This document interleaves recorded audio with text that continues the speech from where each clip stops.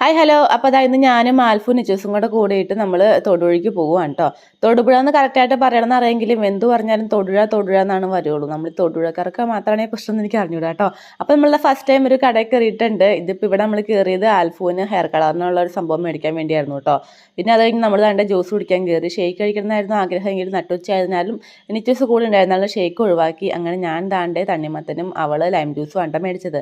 നമ്മൾ നേരെ പാർക്കിൽ പോയി. അപ്പോൾ ഈ പാർക്കിൽ നിച്ചൂസ് ഫസ്റ്റ് ടൈം ആണ് വന്നത്. ഇവിടെ നമ്മൾ 10 വയസ്സിന് മേലുള്ളവർക്ക് 10 രൂപയാണ് എൻട്രി ഫീ. പഠിക്കുന്ന സമയത്ത് ഞങ്ങൾ രണ്ടാളും കൂടെ പാർക്കിൽ പോകുമ്പോൾ നമ്മുടേതായ ഒരു ലോകത്തായിരുന്നെങ്കിൽ ഇത്തവണ നമ്മൾ പാർക്കിൽ പോയപ്പോൾ നിച്ചസിന്റെ പുറകെ ആയിരുന്നു കേട്ടോ.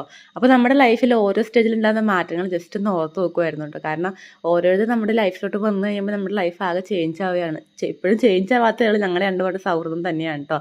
എൻ്റെ ലൈഫിലെ ഓരോ സ്റ്റേജിലുള്ള ഫ്രണ്ട്സായിട്ടും എനിക്ക് ഇപ്പോഴും കോൺടാക്ട് ഉണ്ട്. പക്ഷേ എനിക്ക് ഏറ്റവും ബെസ്റ്റ് എന്ന് പറയാൻ മാത്രം എനിക്ക് ഇവൾ മാത്രമാണ് കേട്ടോ എപ്പോഴും കൂടെയുള്ളൂ. അപ്പോൾ ഇനി ഒരു ജ്യൂസൊക്കെ കുടിച്ച് ഞങ്ങൾ തിരിച്ച് വീട്ടിലോട്ട് പോകുന്നു.